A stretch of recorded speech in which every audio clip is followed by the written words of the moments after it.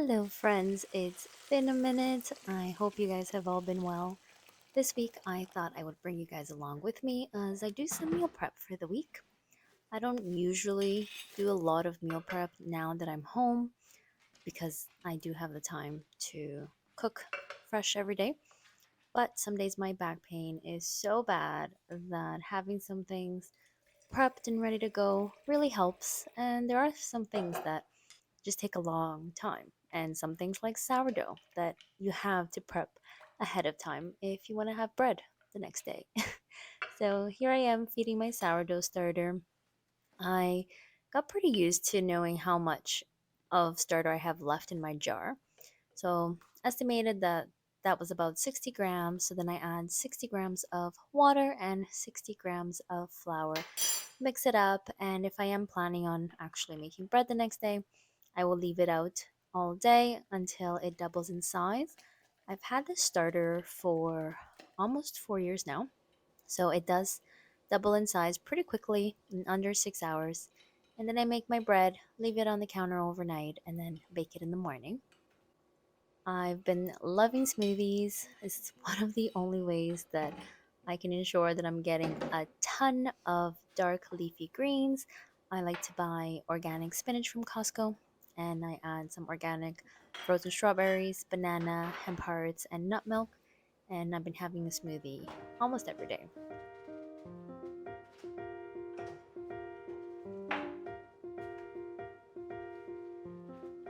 Here I am prepping some hummus for the week. I am hungry very often, like every 2 to 3 hours, I am starving. So having something like hummus ready to go makes it really easy. I can just dip some veggies or crackers into it. And I also love adding hummus to wraps and to bowls, like falafel bowls and things like that. Just a nice scoop on top makes it extra delicious and nutritious. So I just boiled my chickpeas in the instant pot with a few dashes of baking soda. That really helps the skin loosen up and gets them nice and soft. Then I'm just adding it to my Vitamix with some cumin, coriander, garlic cloves, tahini, lemon juice, and some salt and very cold water, ice water preferably. And you just want to add the water slowly so that you don't make it too watery, and you'll see once it starts blending that you got to add a little bit more, but that way you can ensure you have a nice and smooth creamy hummus without it being too watery. If all I have on hand when I decide to make hummus is lemon juice from concentrate in those bottles, I'll use that. But real lemon juice makes it so much better, so highly recommend planning ahead for that.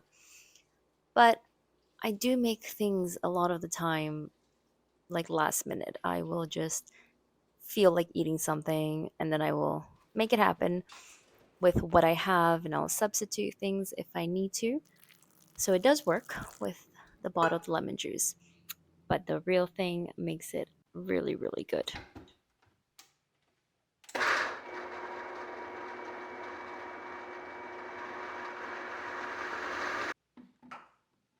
So you can see here it stops blending, it gets too thick. So if you have a Vitamix, definitely use that pusher thing, whatever it's called, just to try to move things around so that you don't have to keep adding tons of water. This is how it looks in the end. Nice and smooth and creamy and delicious. One thing I love doing if I am serving these or the hummus to guests is to put in a really pretty bowl and then thinly slice some garlic and lemon peel and then just put it in some olive oil and warm it up till the garlic starts to get golden brown, and then just put that delicious infused olive oil and garlic and lemon peel over the top, and it makes for a beautiful presentation, and it just adds a little bit of crunch and extra flavor, and it's oh so good.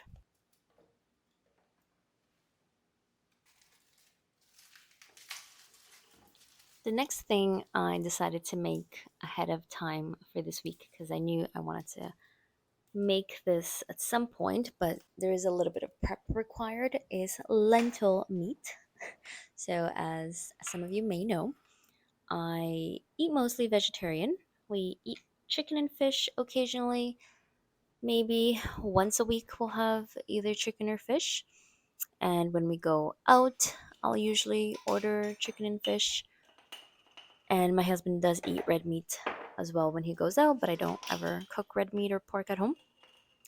So I've been experimenting with different kinds of vegan plant-based meat, and recently I came across this recipe which I had to pay to actually access. So I just came up with some recipe on my own, and it turns out that it worked out, and we really, really liked it. And the best part is when my dogs think that it's real meat, and they're there begging for a little piece. That's when I know that I got something good. So I just soaked my lentils in some hot water for about an hour or two, blend it really well. I'm telling you, the Vitamix is expensive, but at least for us, it was such a great investment because I use it all the time. It really helps with a lot of the recipes that I like to make. So you just cook this mixture until it starts to thicken up, and it does start to thicken up pretty quickly. So you gotta keep an eye, gotta keep stirring it really well to get rid of all the lumps. I will add the recipe for this lentil meat to the description box because it's so, so yummy. I hope you guys give it a try. And for the hummus as well, it's not my recipe, but I will link it below. Now I just eyeball it, but using the recipe a couple of times really helps you nail down the amounts, and it makes the best hummus, I swear. So once your mixture gets nice and thick, you just gotta put it into whatever container you want for it to set. So I'm just using these little kitty plates from IKEA. Just brushed some grapeseed oil on it, and then spreading the mixture, dividing it into the two plates, and just gonna spread it out, let it flatten out and cool. It does cool pretty quickly. So you'll notice right after I plated them, it's already starting to thicken and making it a little bit hard to spread it. So you want to work as quickly as possible so that you can have a somewhat smooth texture. And you can use any shape container you like. I like to have it pretty thin so that when I slice, they're pretty thin and I can crisp it up that way. But you can definitely do something bigger.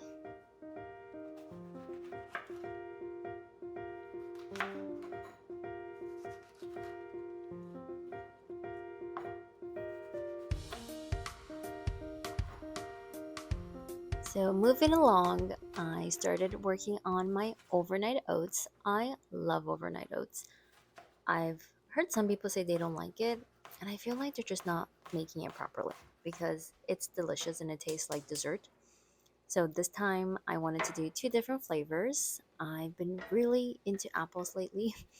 The apples at my grocery store have been on sale. Like I've been getting these really big bags of apples. So I've been using a lot of apples lately, and it's really hitting the spot, just like it did earlier in my pregnancy where I was having like 2 apples a day, and then I got over that for like a month or so, and now it's back into apples again.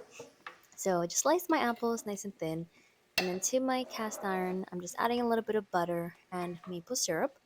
And then I'm just gonna cook it up until the apples soften a little, they start to caramelize, and that butter and maple syrup and the little apple juice that's gonna run off from the apples create a like little caramel sauce, and it's divine. This is delicious on waffles, pancakes, anything like that, and it's really good in these overnight oats. So, using some vanilla Greek yogurt, and I find that adding yogurt to your overnight oats really adds this delicious creaminess to it. So, I would not skip on that. And I use nut milk and chia seeds. So, by adding some chia seeds and not only having it oats, I also find that it makes it more of a pudding texture and it's not so thick, and it adds more protein as well. So I really like that.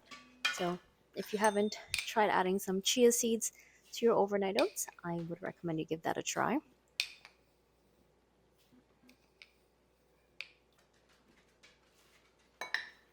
I prefer to use the old fashioned oats for pretty much all of my cooking. I only really buy the instant kind if we're going camping or something like that.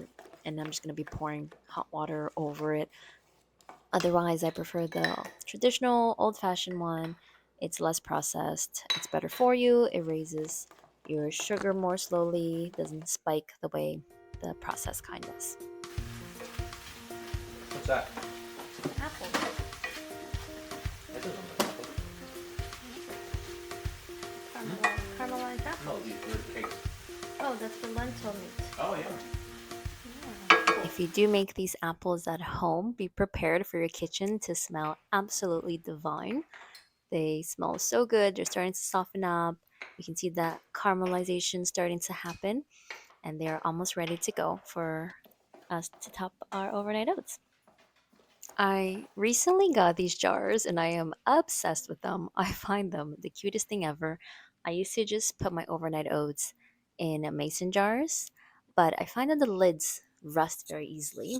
So I wanted something that had wooden lids. The glass is very, very thin. So this is definitely not some kind of jar that you would be transporting with you to work. But since I am at home most of the time now, it's fine because we just eat breakfast at home and my husband will just eat it at home as well before he goes off to work. But I just love how it looks. It just makes it extra cute. It's I know it's something that it's already delicious, but having it look this cute in the end just makes it even more special when I reach for it in the fridge in the morning.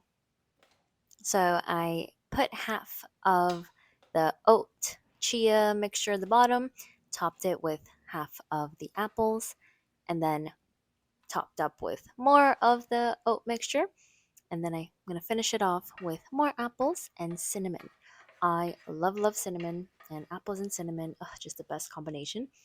So, highly recommend not skipping on the cinnamon as well.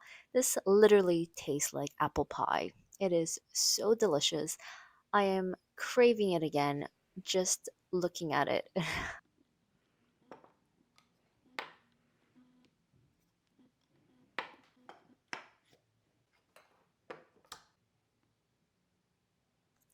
For the other two, I keeping it easy and just using some frozen berry mix. So because it doesn't have that extra sweetness from the caramelized apples, I added a tablespoon of maple syrup to the mixture and then just putting it in my jars and topping it with the frozen berries. I put the berries frozen as is, and by the morning they have defrosted and they are ready to go. And I keep these in the fridge for about 2 to 3 days. That's usually how long we keep them. But I think they are fine for even up to like 4 or 5 days. But it really does not last that long at our house. Seriously, look how cute these turn out. I love them. And I left myself a couple of pieces of the caramelized apple to try because, ugh, it's just irresistible. So good.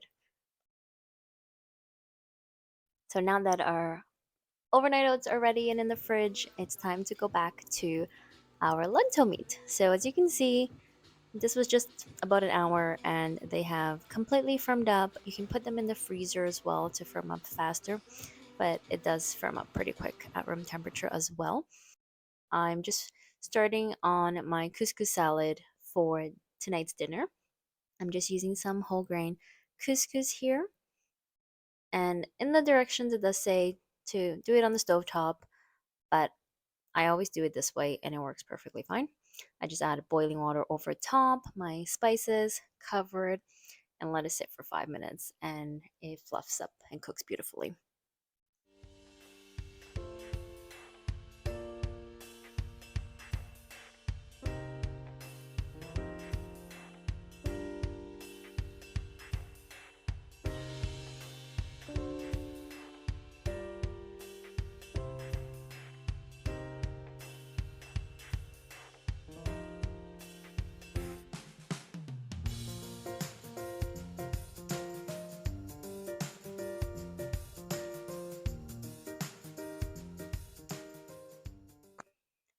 For my couscous salad, I am chopping up some vegetables here.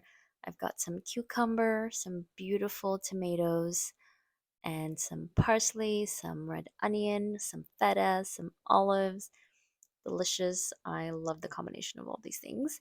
And I like to always add something that's a little bit sweet to my couscous, as it is actually done traditionally. So sometimes I will add raisins. I had a big bag of apricots from Costco. So I decided to use apricots this time for the first time, and it worked out great. So these apricots, they are a little bit darker than usual. When I first bought them, I was a little concerned that they were bad, but then I checked the package and that is actually the color they are. They're not that bright orange, they are more of a brown color, but they are just as delicious. So I cut some up, added that as well, just to balance out all of the flavors, and it makes it really nice and more complex.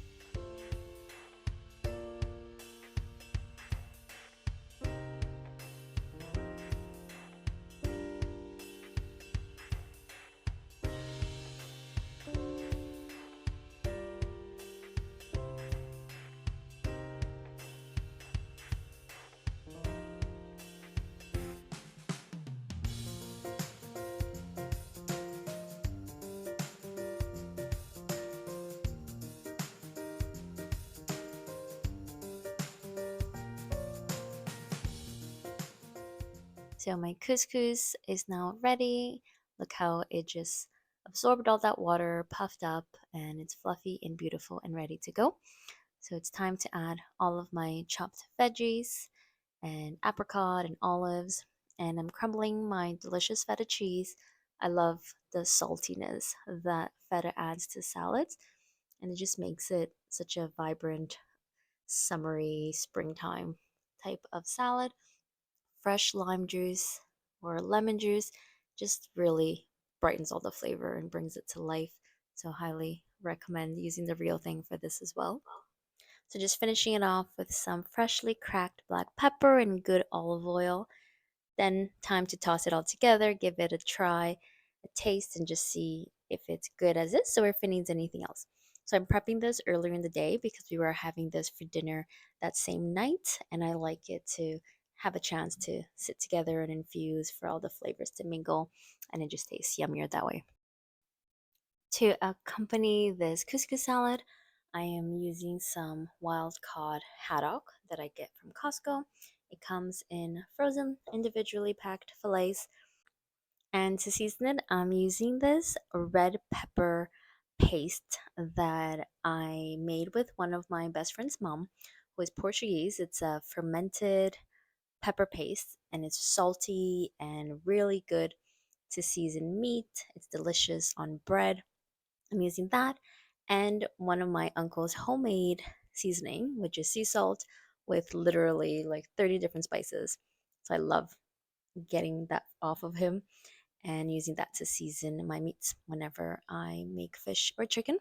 So my fillets here are still a little bit frozen, but I am already adding all of these spices just so it can start to defrost and soak up all of those delicious flavors. Here's a shot of our dinner plate later in the day. I just added some greens and cooked my fish in the air fryer. A few days later, it was time for me to use my lentil meat that I kept in the fridge. So now it's obviously super cooled and firm. You can use it right away, but I just prepped it a few days in advance. So I'm just slicing it super thin. You can cut it up however you want it. I like to create a lot of surface area so that I can really crisp it up. I find that that's how it tastes the best. And that's a very cute shot of my dog begging for some because he actually believes that it's real meat. That's how good it is. So I slice it really thinly, add a little bit of olive oil just to help crisp up, and I cook it up in my air fryer.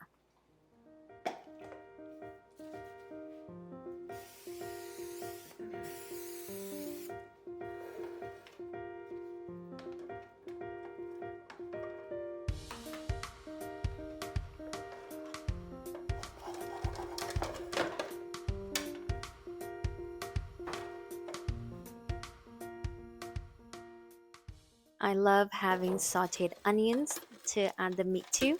That is how my mom always used to make real beef cutlets when I was younger growing up. So this really reminds me of that comforting childhood dish my mom used to make all the time.